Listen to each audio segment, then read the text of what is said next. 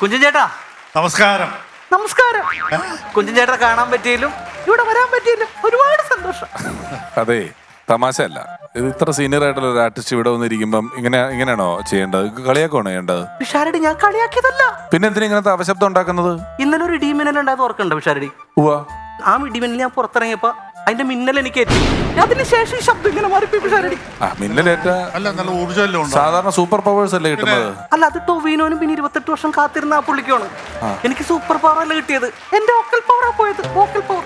ആഹാ, ഇത് എന്റെ ഡോക്ടറെ കാണിച്ചില്ലേ? ഞാൻ ഡോക്ടറെ കാണിച്ചു പിഷാരടി. അപ്പൊ ഡോക്ടറിനോട് പറഞ്ഞത് ഇത് ലക്ഷത്തില് 2 പേർക്ക് വരുന്ന അസുഖമാണെന്ന് പറഞ്ഞത്. വോക്കൽ സിൻഡ്രോം വോയിസ് ചേഞ്ചർ എന്നാണ് ഈ അസുഖത്തിന് പേര്. ഓ, അങ്ങനത്തെ അസുഖമാണ്. അപ്പൊ ഇനിയിപ്പോ നമ്മള് എന്ത് ചെയ്തുകൊണ്ട് ഇപ്പൊ എന്താ ചെയ്യാൻ പറ്റണത്? എന്നാലും കേശവ മാമൻ ഇങ്ങനെ പറ്റിപ്പോയത് വലിയ കഷ്ടമായി. പക്ഷെ ഈ അസുഖം കൊണ്ട് ഡയാനൊക്കെ സുഖമായിരിക്കുള്ളൂ. എന്തിനു സംസാരിക്കുന്നത്? എങ്ങനെയത്? അതായത് മോക്കെന്നെ മാമാന്നും മാമിന്നും വിളിക്കാം. ഒന്ന് വിളിച്ചേ. എന്തോ എന്തോ ശരി.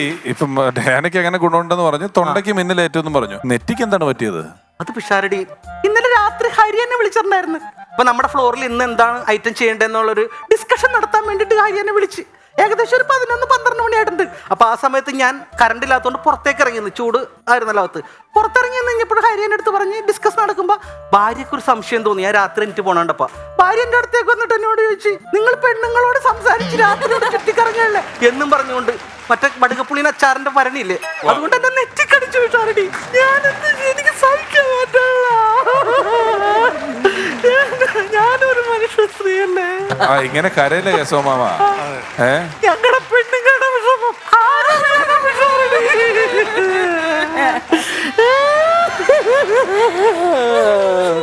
ഒന്ന് ചേർത്ത് പിടിക്കുമ്പോഴൊന്നും കൂടെ വിഷമം എനിക്ക് മാറണില്ല. എന്ത് ചെയ്യും പിഷാരടി? നിങ്ങൾക്കപ്പൊ അങ്ങനെയാണ് ആണിന്റെ പെണ്ണിന്റെ ശബ്ദത്തിൽ പാടാലോ? ആണോ? ഒന്ന് പാടി നോക്ക്. ശ്രമിക്കാം. ഓക്കെ.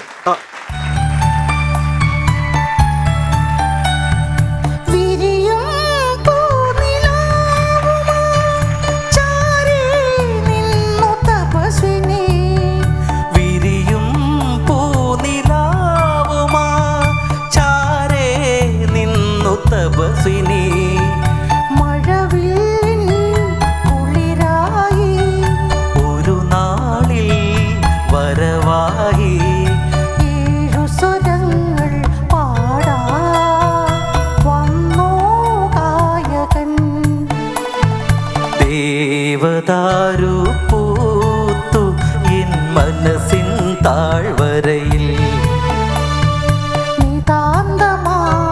തെളിമാനം പൂത്ത നിശീഥിനിൽ. ദേവദാരു പൂത്തു എൻ മനസ്സിൻ താഴ്വരയിൽ,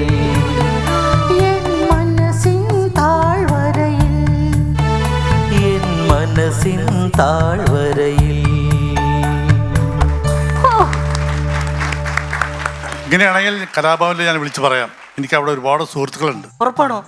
അല്ല കുഞ്ചൻ ചേട്ടാ, എന്തിനാ കലാഭവനിൽ വിടുന്നേ? പുള്ളി ഇത്ര നന്നായിട്ട് ചെയ്യുമെങ്കിൽ എന്റെ ഒരു വിശ്വാസത്തിൽ പുള്ളിക്ക് എന്റെ ഷോകൾക്ക് വന്ന് പാടിക്കൂടെ? പിന്നെ ഞാനിപ്പോ അടുത്ത മാസം ഞാനൊരു USA ഷോ പോകുന്നുണ്ട്. ഞാൻ ഇതുപോലൊരു ഐറ്റം കാണിച്ചു കഴിഞ്ഞാൽ നമ്മൾ നല്ലത് കണ്ടാ എപ്പോഴും അംഗീകരിക്കണമല്ലോ ചേട്ടാ. ഞാനപ്പോ USA ഷോയില് ഒന്ന് USA-കാരനെ വിളിച്ചിട്ട് അവിടെ ഇപ്പൊ നേരം എടുത്ത് വരുന്നുണ്ടാവുള്ളൂ കേട്ടാ. ഇതൊക്കെ ഒരു ഭാഗ്യമാണ് കേട്ടാ. ഹലോ രഞ്ജിത്തെ, നമ്മുടെ അടുത്ത ഷോയിലേ ഒരു കാര്യം ചെയ്യുക, ഫീമെയിൽ സിംഗർ വേണ്ട, അത്രയും പൈസ കൊടുക്കേണ്ട ആവശ്യമില്ല. കാരണം അതിനേക്കാൾ ഉഗ്രനായിട്ട് പെർഫോം ചെയ്യുന്ന ഒരു ഫീമെയിൽ സിംഗർ ആകുമ്പോ ഒരുപാട് നമ്മള് വേണ്ട, അതിനേക്കാളും നല്ലത് ഈ ഒരാളെ ഞാൻ കൊണ്ടുവരാം. രണ്ട് ചെലവാ. ഇതാവുമ്പം ഏറ്റവും ഗംഭീരമായിട്ട് ഫീമെയിൽ ശബ്ദത്തിലും മെയിൽ ശബ്ദത്തിലും പാടുന്ന ഒരാൾ എന്റെ പരിചയത്തിലുണ്ട്. വരുമ്പോ നിങ്ങൾക്ക് അറിയാൻ പറ്റും, നിങ്ങൾക്ക് അറിയാവുന്ന ആള് തന്നെയാണ്. അപ്പം അത് കട്ട് ചെയ്ത് തരും കേട്ടോ. നമുക്ക് ഇയാളെ കൊണ്ടുവരാം. സൂപ്പർ പെർഫോമൻസ് ആണ്. ഓക്കെ അത് കൺഫേം ആണ്. നമ്മൾ രണ്ടുപേരും കൂടെ ഷോയ്ക്ക് പോകുന്നു. ഫീമെയിൽ സോങ്സ് നിങ്ങൾ പാടുന്നു. ഒരിക്കലും മാറില്ല. ഞാൻ ഇതിനെ പറ്റുന്ന ഇത്രയും പ്രതിഭയുള്ള ഒരാളെ എനിക്ക് കൊണ്ടുവരാൻ പറ്റുമല്ലോ. കാരണം ചേട്ടന്റെ ഒരു പോഷൻ കഴിഞ്ഞ് ചേട്ടൻ എന്നെ രക്ഷപ്പെടുത്താന്ന് പറഞ്ഞാൽ, പക്ഷേ അല്ല അത് വേണ്ട. ഞാൻ ഇതിനകത്ത് നോക്കാൻ പറ്റില്ല. എനിക്ക് സന്തോഷമുള്ളൂ. മറ്റേ സാധനം വന്നില്ല ഇപ്പം. ഏത്? ഇപ്പൊ ഇടയ്ക്ക് മറ്റേ പെൻ ശബ്ദം വരുന്നുണ്ടായിരുന്നു, ഇപ്പൊ വന്നില്ല കുറച്ചു നേരമായിട്ട്. എനിക്ക് പെൻ ശബ്ദം കിട്ടും. എനിക്കൊരു മാറ്റം വന്നിട്ട്. കാരണം അത് കുറച്ച് ഞാൻ പറഞ്ഞില്ല, കുറച്ച് സംസാരിച്ച് വരുന്നില്ല. പക്ഷേ നിങ്ങൾ ആലോചിച്ചിട്ടില്ല നമ്മള്. വരാണ്ടിരിക്കേണ്ട കാര്യമില്ല, കാരണം എനിക്ക് വന്നുകൊണ്ടിരുന്നാലും ഇത്ര നേരം അല്ലേ? അതെ, പക്ഷെ ഇപ്പൊ സാധനം വരുന്നില്ലല്ലോ. സാധനം വരുന്നില്ല, പക്ഷെ അതുകൂടാന്ന് എനിക്ക് മനസ്സിലാവില്ല. ട്രൈ. വന്നിരുന്നാണ് ഇത്ര നേരം വന്നല്ലോ. അപ്പൊ വരാത്ത അതുകൊണ്ടാണല്ലോ നമ്മള് പരിപാടി ക്യാൻസൽ ചെയ്തത്. അതെ, ഒന്ന് ശ്രമിച്ചു നോക്ക്. അയ്യോ, വന്നതാണ് അത് വരുന്നുണ്ടായിരുന്നു, പക്ഷെ ഇപ്പൊ സാധനം കിട്ടുന്നില്ലല്ലോ. പറഞ്ഞു നോക്കി എന്തെങ്കിലും ഒക്കെ. അല്ല, ഒന്ന് വായിൽ വിരലിട്ട് ഛർദ്ദിച്ചു നോക്കി. വായിൽ വിരലിട്ടൊന്ന് ഛർദ്ദിച്ചു നോക്കി.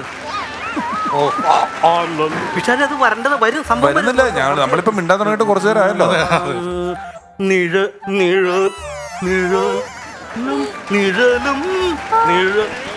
അത് കിട്ടുന്നുണ്ടായിരുന്നല്ലോ, അതിപ്പോ കിട്ടുന്നില്ലല്ലോ. അത് കിട്ടുന്നേ ഇല്ല, കിട്ടുന്നില്ലല്ലോ. എന്താ സംഭവിച്ചെന്നറിയില്ല. ഡാഡി, അവൾ എന്നെ ചതിച്ചു വിഷാരടി. ആരാണ്? എന്റെ തൊണ്ടയിലെ പെൺശബ്ദം ആണല്ലേ? ഹലോ, രഞ്ജിത്ത് ഇപ്പൊ വിളിച്ചു. അതെ, വിളിച്ചില്ലല്ലോ. ഫീമെയിൽ സിംഗറിനെ മാറ്റണ്ട കേട്ടോ. അല്ല, അങ്ങനെ ഒരു അത്ഭുതം അവിടെ സംഭവിക്കാൻ പോകുന്നില്ല. ഇല്ല വേണ്ട, ഇനി അയാളെ പ്രതീക്ഷിക്കുകയേ വേണ്ട. പുള്ളി ഇല്ല നമ്മുടെ ഷോയ്ക്ക് കേട്ടോ. ക്യാൻസൽ ചെയ്തു. ഇല്ല, ഇനി ഞാൻ മാറ്റം പറയില്ല. ഇത് ലാസ്റ്റ് മാറ്റമാണ്, കൺഫേം. ഇനി ഒരു മാറ്റവും ഇല്ല കേട്ടോ. Okay രഞ്ജിത്തെ, sorry. വിഷാരടി, എന്നോട് ഈ ചതി ചെയ്യരുതായിരുന്നു വിഷാരടി. ദേ വന്നു.